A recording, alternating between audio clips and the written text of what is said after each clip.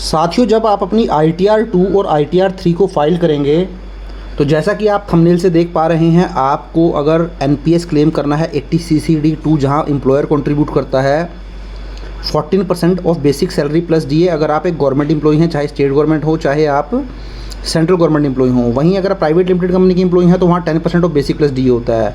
तो देखिए यहाँ पर एक एरर इस तरीके से आपको नज़र आती है, जहाँ पर एरर डिस्क्रिप्शन देता है deduction under section 80 CCD subsection 2 can't be more than 14% of basic and DA in case of new tax regime.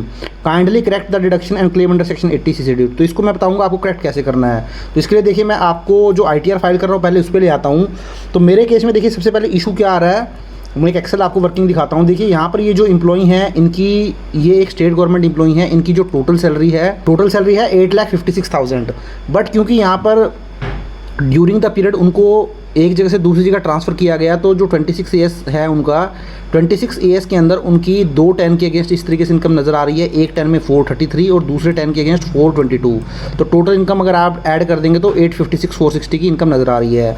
तो इस तरीके से जब मैंने इनकी ITR फाइल करनी शुरू, देखिए कि शेड्यूल सैलरी में जाकर आप देखेंगे तो शेड्यूल सैलरी में यहाँ मैंने जो पहला एम्प्लॉयर है देखिए उसकी डिटेल ऐड कर रखी है, और यहाँ पर मैंने पूरा ब्रेकअप दिया हुआ है। पूरा ब्रेकअप देख सकते हैं, मैंने ये दिया है कि इनकी बेसिक सैलरी कितनी है, DNS अलाउंस कितना है, HRA कितना है और अदर अलाउंसेस कितने हैं। इसी तरीके से जो सेकंड एम्प्लॉयर है, सेकंड एम्प्लॉयर की 422,921 है। तो सेकंड एम्प्लॉयर का भी आप देखेंगे, आप नीचे आएंगे थोड़ा सा देख सकते हैं आप, ये सेकंड एम्प्लॉयर है। सेकंड एम्प्लॉयर में आप देखेंगे 422,921 का यहाँ पर भी आपको कंप्लीट ब्रेकअप मिल जाएगा। तो एक तो यहाँ जब दो एम्प्लॉयर की हम डिटेल डाल रहे हैं तो कुछ ग्लिच है शायद जो है इनकम टैक्स के पोर्टल पर। वो क्या कर रहा है, बाय डिफ़ॉल्ट ही जो फर्स्ट एम्प्लॉयर है जैसे 433,539 वो मैक्सिमम इसका 14% जो है वो कंसिडर कर रहा है। और जो मेरी डिडक्शन टोटल बनती है करीब करीब, अगर मैं दोनों के ऊपर ही डिडक्शन निकालूँ 80 CCD 2 के अंदर इंटू 14%, तो मेरी जो टोटल डिडक्शन बनती है साथियों 80 CCD 2 वो 1,19,000 के करीब जो है मेरी डिडक्शन बनती है। सॉरी, बेसिक प्लस DA पे हमें कंसिडर करनी है, सॉरी गलती हो गई थोड़ी सी, बेसिक प्लस DA इंटू 14%।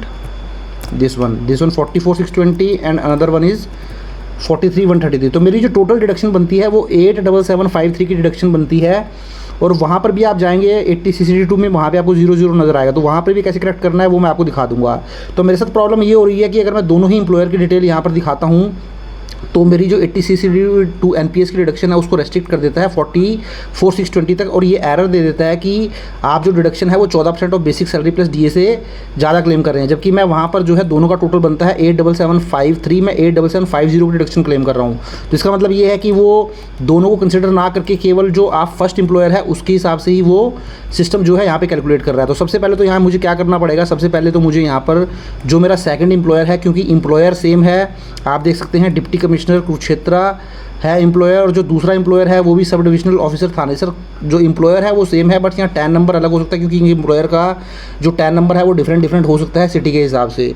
तो मैं क्या करूँगा, ये जो दूसरे एम्प्लॉयर की डिटेल है वो यहाँ से मैं डिलीट कर दूँगा ताकि जो मेरी वो एरर है वो ख़त्म हो जाए। तो दूसरा एम्प्लॉयर मैं यहाँ से डिलीट कर दूंगा और मैं ये जो फर्स्ट एम्प्लॉयर था इसी के अंदर सारी डिटेल्स जो है वो ऐड कर दूंगा। जो मेरा फर्स्ट एम्प्लॉयर था इसके अंदर देखिए बेसिक थी 217, तो मैं यहाँ पर अब जो टोटल बेसिक थी दोनों को मिला के थी 426,494। तो इस तरीके से देख सकते हैं, या मेरी यहाँ पे ऑलरेडी की मैंने कैलकुलेशन की हुई है 856,460 की। तो यहाँ से मैं फिगर डालना शुरू कर दूँगा। तो मेरी पहली बेसिक है 423,876, तो ये बेसिक मैं चेंज कर देता हूँ 423,876, तो ये मैं फिल कर देता हूँ। उसके बाद मेरा D है 202,929, ये मेरा DA हो गया। उसके बाद 3540 का HRA हो गया, 35,040 का HRA हो गया। और लास्ट में अगर मैं दोनों को ऐड कर दूँ 194,615, ये मेरा अदर अलाउंस हो गया 194,615, तो ये मेरा अदर अलाउंस हो गया। तो अब देखिए, अब मेरा टोटल जो अमाउंट आ चुका है वो 856,460 आ चुका है, जो कि मेरे आपका जो सैलरी की इन्फॉर्मेशन है एनुअल इन्फॉर्मेशन में स्टेटमेंट और TIS के अंदर 856,460 वो एग्जैक्टली मैच कर गया। अब मैं नीचे आऊँगा और अब मैं इसको सेव कर दूँगा। तो एक एम्प्लॉयर मैंने यहाँ से हटा दिया है क्योंकि टैन नंबर जो है डिफरेंट होने की वजह से वो केवल फर्स्ट एम्प्लॉयर के ऊपर ही कैलकुलेट कर रहा था। तो सिस्टम का ग्लिच भी हो सकता है, वैसे ऐसा होना नहीं चाहिए। उसको दोनों एम्प्लॉयर की बेसिक और DA उठा के उसके ऊपर कैलकुलेट करना चाहिए। बट काफ़ी देर से मैं इस एरर को रिमूव करने की ट्राई कर रहा था बट नहीं हो पा रहा था। तो फाइनली जब मैंने ये वाला फॉर्मूला लगाया तो वहाँ पर मेरा जो रिटर्न है वो एरर ठीक हो चुकी थी। तो मैंने एक एम्प्लॉयर अब कर दिया है। वैसे एम्प्लॉयर सेम है, वो टैन नंबर अलग अलग है। जैसे कि मैंने आपको बताया, एक एम्प्लॉयर के मल्टीपल टैन हो सकते हैं, सिटी के हिसाब से हो सकते हैं, उनके वर्किंग नेचर के हिसाब से हो सकते हैं। तो इसलिए मैंने एक ही में सारी फिगर डाल दिया। मैं इसको कंफर्म कर देता हूँ। तो एक तो हो सकता है आपको भी ये इशू आए अगर 2 एम्प्लॉयर होंगे। दूसरा जो एक बहुत सारे एम्प्लॉयज़ को इशू आ रहा है, बहुत सारे टैक्स पेयर को इशू आ रहा है, जब वो शेड्यूल 6A के अंदर जाते हैं, पार्ट बी के ऊपर क्लिक करते हैं, तो जब यहाँ 80 CCD2 यहाँ पे कोई भी अमाउंट नज़र नहीं आता है। तो यहाँ पे आपको एडिट पे चले जाना है और यहाँ पे आप देख सकते हैं, जैसे कि मैंने आपको बताया था, मेरा 856,460 टोटल अमाउंट था। मेरी जो बेसिक थी, मेरा जो बेसिक प्लस डीए था, बेसिक था 423 और डीए था 2,02,929। तो मेरा बेसिक प्लस डीए मैंने जो अपनी रिटर्न के अंदर फिल किया है वो 626 की है। तो आप इसका 14% अगर करेंगे, इंटू 14% अगर आप करेंगे तो ये फिगर आता है 87753। तो मैं फॉर सेफर साइड 3 रुपये कम ही पकड़ लेता हूँ, 87750 कर देता हूँ ताकि कोई दिक्कत ना आए। तो यहाँ पे आपका इस तरीके से ये अमाउंट आ जाएगी। अब आप इसको सेव कर दें। अब जैसे ही आप इसको सेव करेंगे, देखिए अब आपकी रिटर्न सक्सेसफुली सबमिट हो जाएगी। तो सारे टैब कंफर्म करते चलें। जो टैब यहाँ पे देखिए बाई डिफ़ॉल्ट हाईलाइटेड नहीं है, उनको कोई कुछ करने की ज़रूरत नहीं है।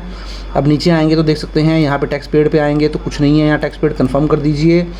उसके बाद देखिए आप नीचे आएंगे, टोटल इनकम में अगर जाएंगे तो टोटल इनकम में आपको यहाँ टोटल इनकम नज़र आ जाएगी इस एम्प्लॉय की। आप देख सकते हैं टोटल सैलरी इनकम आ गई 781,460, 75 की डिडक्शन मिल गई, अदर सोर्सेज से 1,008। तो ये इनकी टोटल इनकम आ गई। अब मैं इसको कंफर्म कर देता हूँ।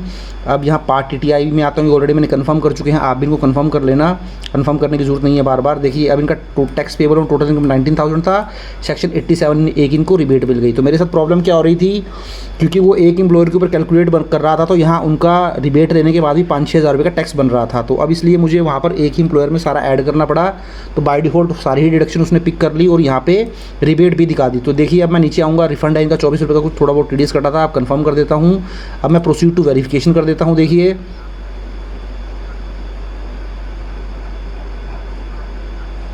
तो देखिए जैसे ही प्रोसीड टू वेरिफिकेशन करेंगे, यहाँ पे आप क्लिक कर दीजिए, जो बॉक्स है यहाँ प्लेस आनी चाहिए आपकी। कुछ दिक्कत आएगी तो आप इसमें प्लेस, जो भी प्लेस है, सिटी है, वो नाम मेंशन कर दीजिए। प्रोसीड टू वैलिडेशन कर दीजिए। तो वैलिडेशन सक्सेसफुल हो चुका है, प्रीव्यू पे क्लिक कर दीजिए। आप लास्ट में आए और इसको प्रोसीड टू वैलिडेशन कर दें। तो देखिए जैसे ही प्रोसीड टू वैलिडेशन करेंगे आप, तो आप देख सकते हैं शायद वो, हाँ, तो आप देख सकते हैं वो एरर अब खत्म हो चुकी है, वैलिडेशन सक्सेसफुल हो चुका है। तो ये जो एरर मैं आपको बता रहा था साथियों, ये वाली एरर जब मैं यहाँ पे प्रोसीड टू वैलिडेशन करता था तो इस तरीके की एरर आपको नज़र आती थी। बट अब देख सकते हैं आप, ये वैलिडेशन सक्सेसफुल हो चुका है। तो ये वाली एरर जो है वो अब रिमूव हो चुकी है। अब मैं प्रोसीड टू वेरिफिकेशन कर दूंगा और अपनी ITR को E-वेरीफाई नाउ करके वेरीफाई करा लूँगा। तो आप भी इस तरीके से इस एरर को रिमूव कर सकते हैं। Thank you very much.